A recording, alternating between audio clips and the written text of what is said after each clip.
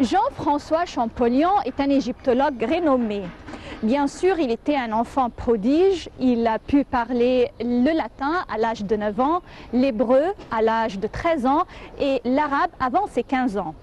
Jean-François Champollion a pu décrypter ou traduire et déchiffrer les écritures hiéroglyphes de la pierre de Rosette. Il a fait une comparaison entre l'écriture grecque et l'hiéroglyphe et grâce à lui, aujourd'hui, on a pu traduire tout ce qui est écrit sur les temples pharaoniques. Il aimait l'Égypte, il aimait la langue arabe et aussi, bien sûr, notre histoire pharaonique. Bien sûr, l'histoire connaît Jean-François Champollion à travers ses œuvres et aussi le Caire le connaît à travers une rue qui porte son nom.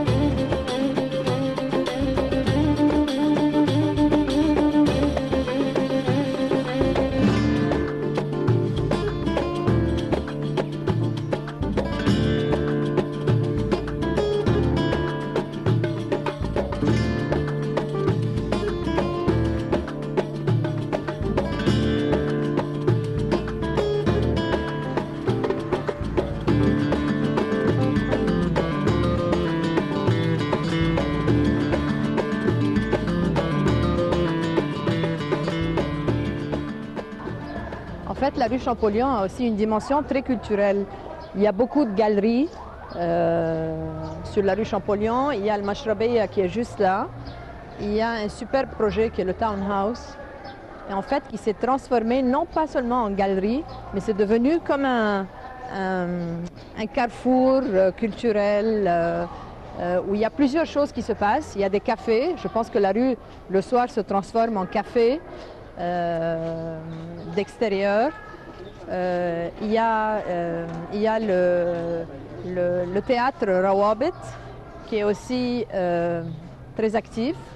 Et le townhouse, il y a plusieurs étages en fait. Donc il accueille beaucoup de jeunes égyptiens talentueux et peut-être aussi des étrangers, des artistes étrangers qui vivent en Égypte.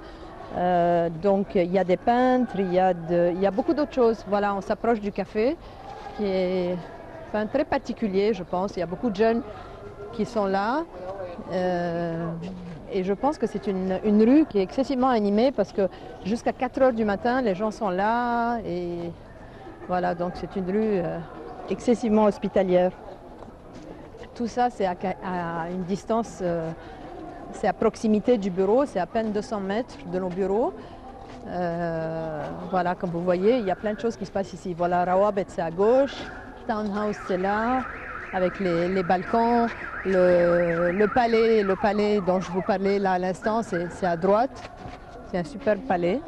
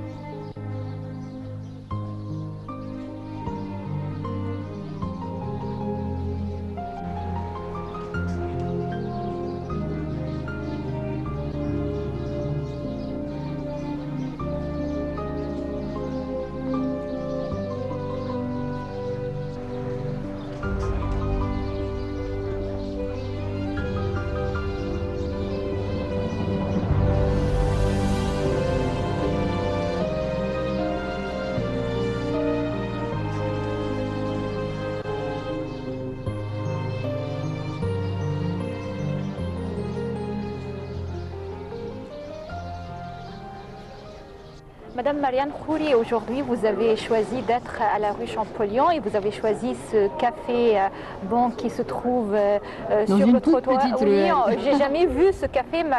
Moi, j'ai vécu toute ma vie au centre-ville, mais j'ai jamais vu que cette rue est très animée comme ça.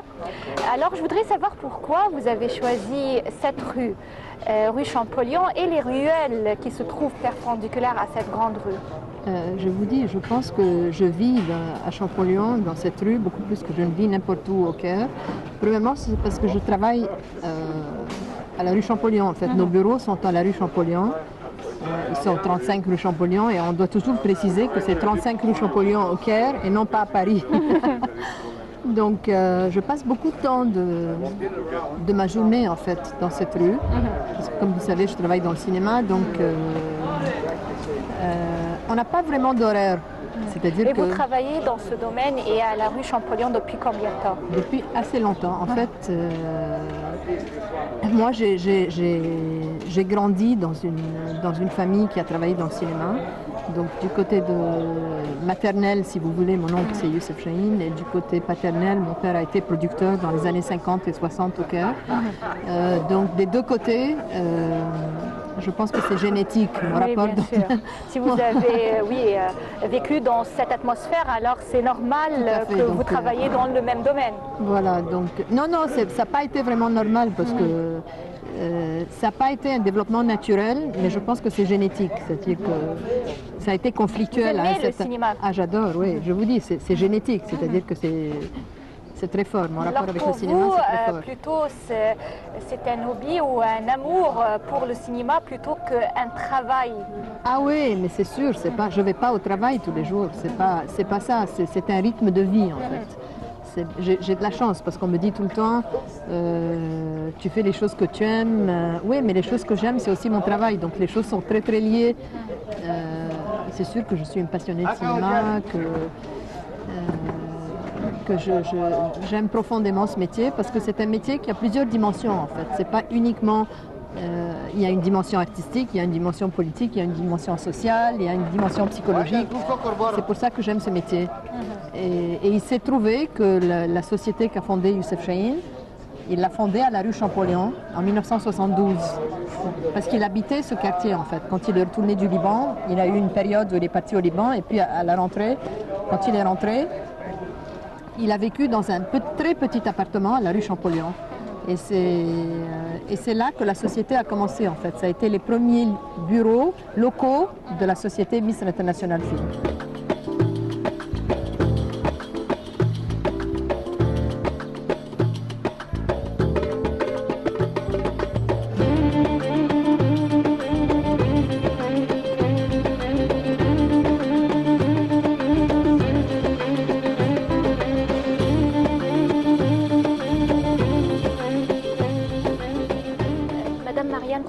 Je voudrais parler aussi vous venez de dire que l'architecture de quelques immeubles, de quelques bâtiments ici dans la rue Champollion est vraiment des chefs-d'œuvre. Alors je voudrais savoir, selon vous, comment peut-on préserver et garder ces bâtiments dans un état convenable et qui rend la valeur de ces bâtiments? Parce qu'aujourd'hui, avec le temps, on voit que ces bâtiments se détériorent. Alors, mais je vous dis, c'est peut-être la responsabilité de qui? Non, je ne veux pas parler de responsabilité. Mais je vous dis, même les immeubles, quand vous vous promenez comme ça dans les petites ruelles, vous réalisez que les immeubles ont un cachet très spécial. C'est-à-dire que je pense que ça a été l'architecture haussmannienne. Parce que même j'avais vu un livre qui s'appelle Paris on the Nile. Donc il y a beaucoup d'immeubles ici au centre-ville. Par exemple, Tahrir Square, qui ont une architecture haussmannienne, comme je viens de vous dire, française. Bien sûr, oui. Oui, peut-être que même il y a des petits hôtels, il y a des petites